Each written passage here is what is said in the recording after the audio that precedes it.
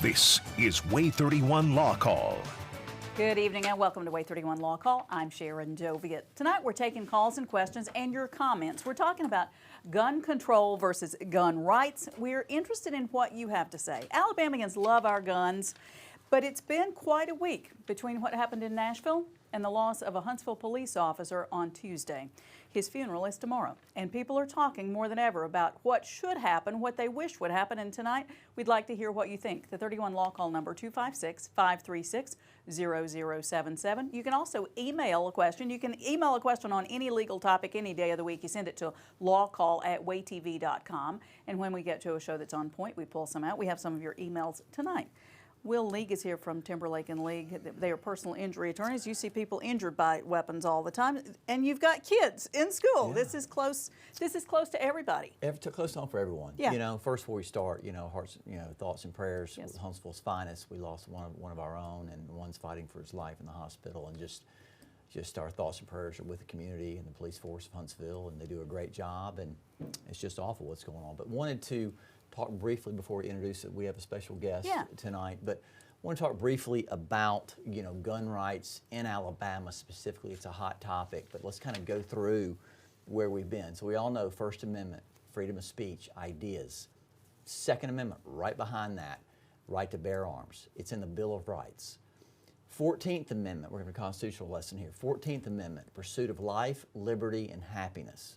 So the question we're talking about tonight is the balance between your right to bear arms, which is guaranteed in the Constitution. And let's go back when the framers of the Constitution did it. Did everybody get their own nuclear weapon? Did everyone get their own cannon? They had a musket back then, Right. so times have changed. Yeah. But let's go forward.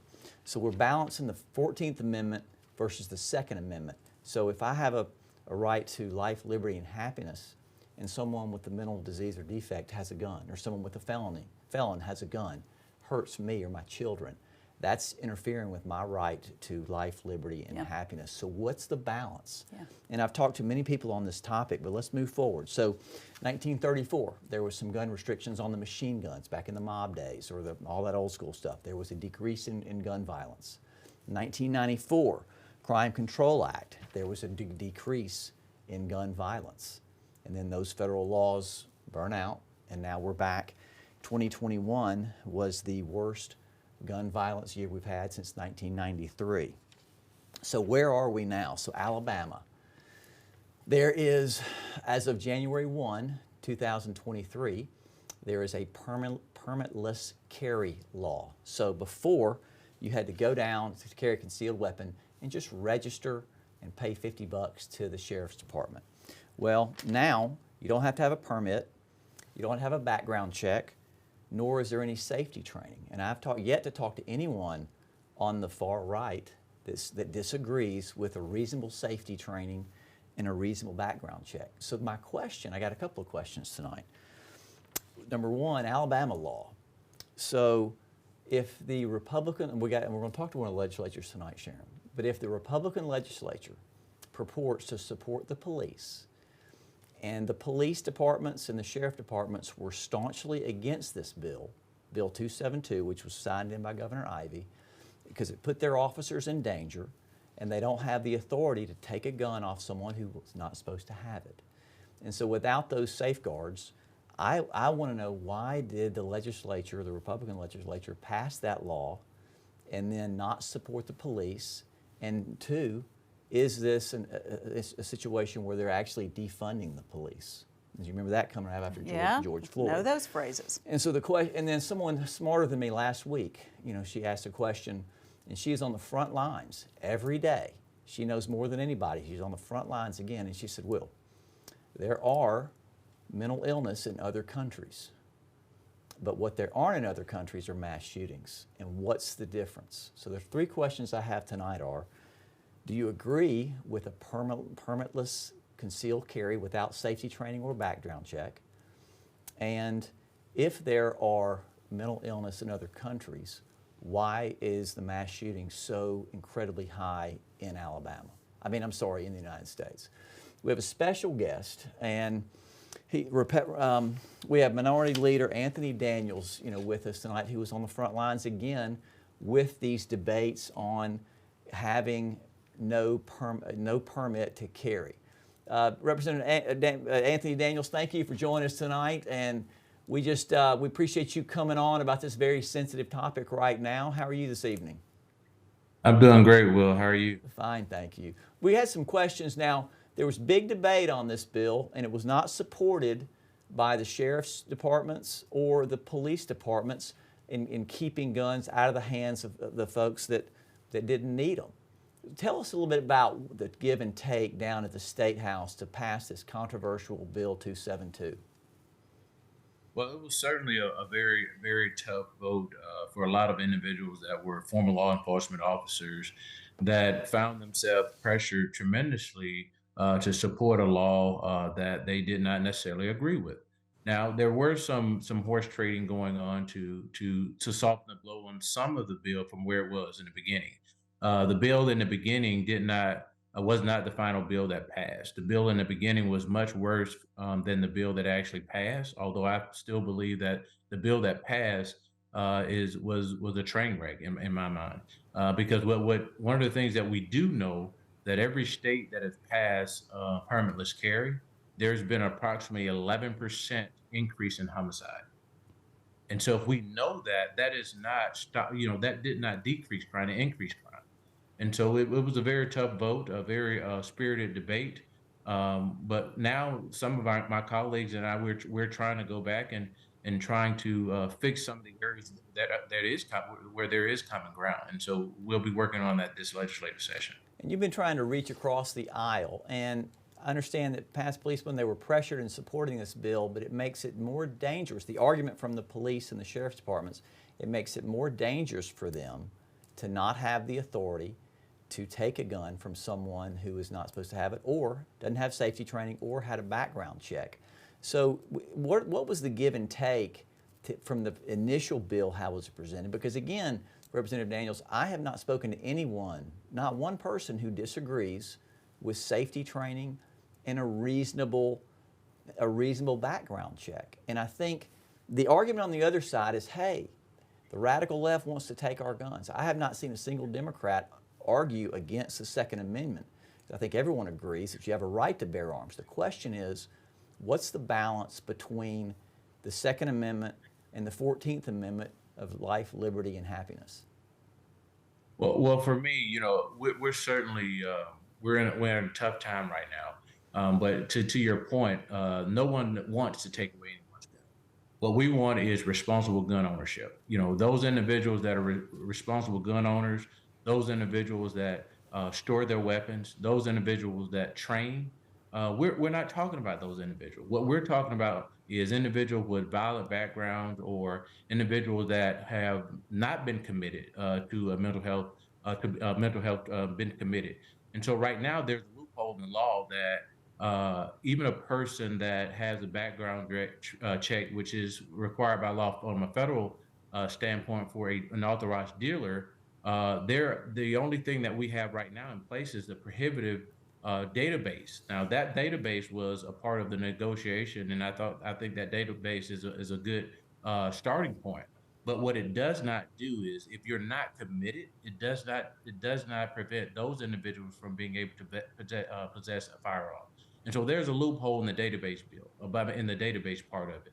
But the database is strong for it. It does get those individuals that have been committed, that have a mental illness, as well as those that have violent background. And so it keeps those individuals from being able to purchase a weapon from a dealer. But those individuals that may go to their doctor and say, hey, I'm having some issues, and they've been diagnosed at that level, it does not prevent those individuals from possessing a firearm from an authorized dealer. When you reach across the aisle and you say, hey, what about mental defect or disease or someone with a felony? Even the Republicans who passed that bill, what do you get? What's the response to those particular questions?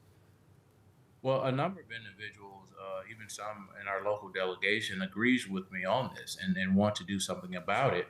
However, it's all about the votes. If you can't get to 63 in the House of Representatives, there's no way to move it. And right now we have approximately 31 new legislators out of the 105. And so we'll have to build a broader coalition in order to move this bill down to across the finish line. But and so it's very difficult for a number of my colleagues to deal with this issue. But I do think that with in light of what's going on, whether it's a school shooting or whether those police officers there were one that was killed and the other one that was severely injured. I think now you'll start to have that debate, and within a couple of weeks you won't hear it anymore until the next school shooting and happens. that's a good point. The individual, who's charged with killing one officer and seriously wounding another, it's my understanding he was out on bail for shooting 2 other individuals, and was under. I get it. You're innocent until proven guilty, but there's no law to take a gun away from someone who's out on bail, charged with 2 attempted murders, and that's a gaping hole that needs to be closed. Everybody's freaked out. Everybody's concerned, and we got a man out on bail who shot 2 other people. There's no legislation to protect me or my children or anyone else from that guy. And so there's a number of things that I see, and I've heard this before, and there are a number of things that I see as an issue there. I do not think that person should have been out on bail. I do think that we passed a law last year that gives judges the discretion to revoke bail, and so that should have been looked at as well. I don't know the timeline in which that person was released, but there was a piece of legislation that passed to address that. That's number one. Number two, you're absolutely correct. We're not certain whether or not this individual had that gun before all of this and occupied it legally. But January 1st, this person wouldn't have had to get a pistol permit in order to occupy a gun. But there are things in place that deals with, from a federal standpoint, that deals with background checks that would have likely caught it. But because he's not been convicted, he probably wouldn't have prevented him from being able to occupy that weapon.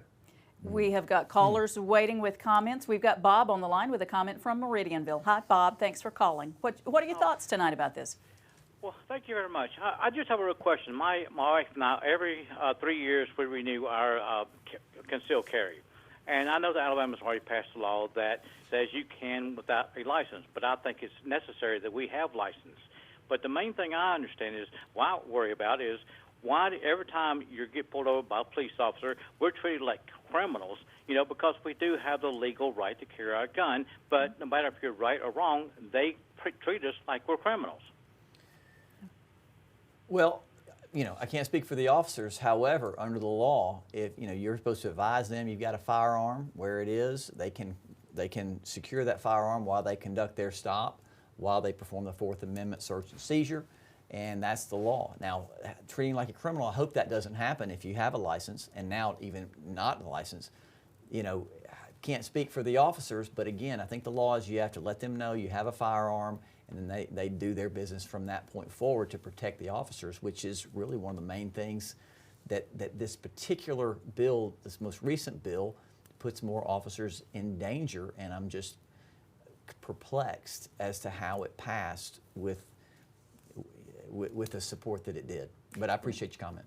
They're telling us to take a break. We're going to take a break. We'll be right back. We've got more with Representative Anthony Daniels. He was also, in his history, he was a teacher. And so we're going to be interested to hear his thoughts from the Nashville school shooting as well. So stay with us and call in with your questions and your comments tonight. Stay with us.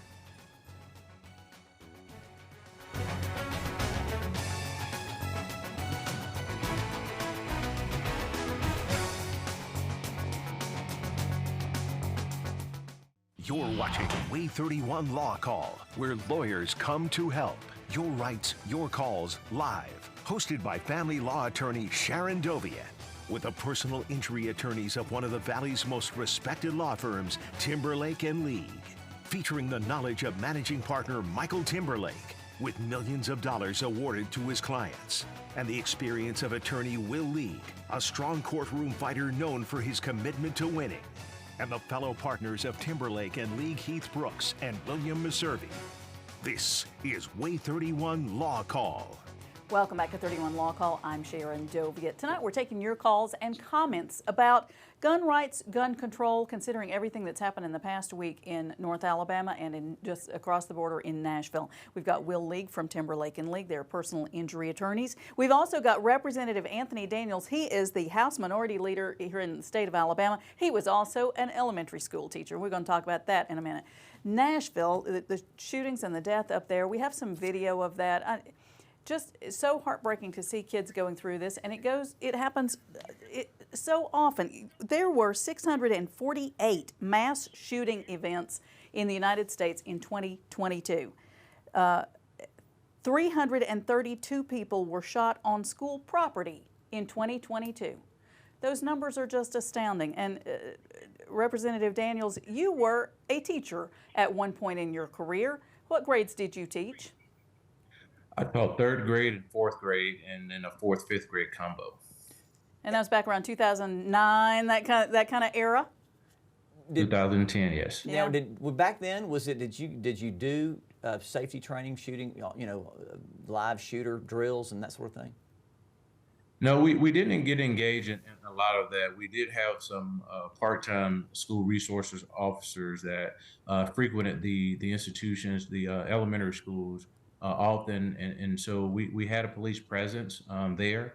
And so we really didn't have a lot of worry about an active shooter, although we know that we've seen it in other states and was very aware of it, but it wasn't something that we focused a lot on. Okay. We've got, I think we have Rich on the line with a comment from Gurley. Hi, Rich, thanks for calling. What's your comment tonight? Well, I'll tell you what, I thought about that when I seen that Nashville shooting. Yeah? It made me sick. Yeah. I seen the officer that got killed here in Huntsville. It made me sick. I think they need more security in these schools to take care of these kids. When they go to school, they go there to learn. Teachers go there to teach, not to patrol and be a cop. And, I heard that Alabama found $1 billion. Let them take that $1 billion and invest it where it counts to save these kids. It's bad. Rich, let me ask you. you. Let me tell you another thing. It made me real sick when they had a news bulletin about it. And Joe Biden got up there talking to these little kids about ice cream and chocolate chip cookies. It made me, I tell you what, Let me ask you this, the Rich. TV off. Do you feel like you should have a permit to carry a concealed weapon in Alabama, and safety training? You should have to have a permit. And you know what? If you go to a doctor and you're mental ill, you got a Social Security number. The IRS looks every bit on your. Well, let me ask you this, money. Rich, and I'm not trying to get controversial, but Bud, it sounds to me like you agree with Biden on that particular issue. I don't. No, you should have to have a gun permit. That's what Biden thinks as well, brother. It's okay. Y'all can agree on that one issue. You can disagree on other things, but y'all both agree on that. No, I don't. Biden is not my president. I don't agree with Biden on nothing. Fair enough. Okay. Fair enough. Well, I appreciate you calling in. Representative Daniels, you were telling us there are some bills that are out there that we ought to be aware of. Yes, so there are a number of bills out there right now. Representative Tracy Estes is carrying a bill to prohibit the discharging of a firearm on school property. There is also a bill by Representative Philip Ensler to eliminate Glock switches. What Glock switches are it's a technical term it's a small device that turns a semi-automatic weapon, pistol, into an automatic weapon. And so that's something that a lot of the mayors around the state of Alabama have been pushing to get rid of because they're seeing an increase in violence and where individuals are using these Glock switches to turn pistols into automatic weapons. Representative Daniels, let me ask you this. What do you see down in the legislature? When we're talking about 3D guns, we're talking about turning Glocks into an automatic weapon. My personal opinion is, yes, you have a right to bear arms, protect yourself and your family and against tyrannous governments. But again, if you got to take out 500 people, there might be a situation where they're not the problem and you are.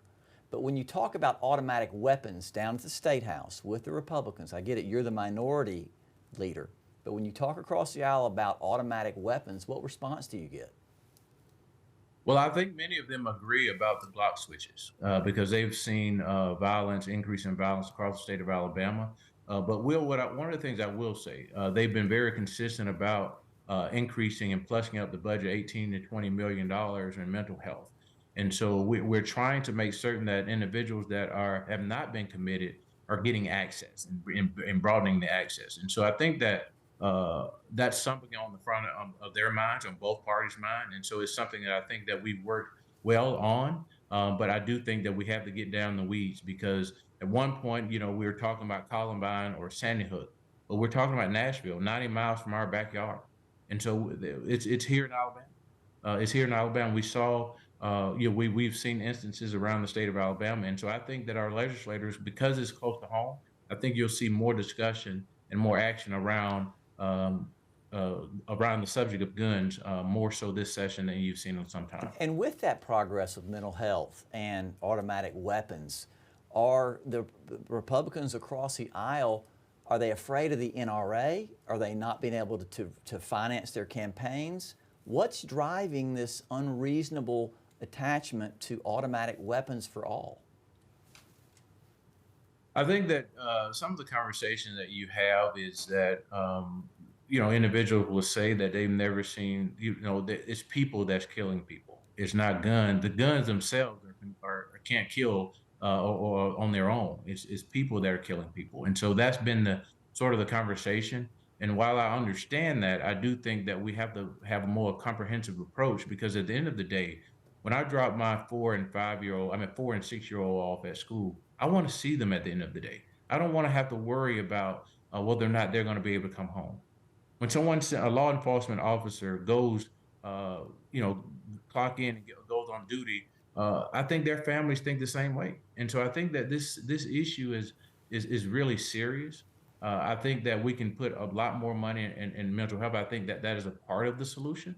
But I do think we have to have a broader, more comprehensive approach to solving this problem. And we cannot wait till next year or wait till another shooting to address this issue. All right, we're going to take a break. The funeral for the officer is tomorrow at 10:30, and I know that it's going to be quite a scene. So many people are concerned about this, and it will be carried on WAAY 31. We're going to take a break. We'll be right back.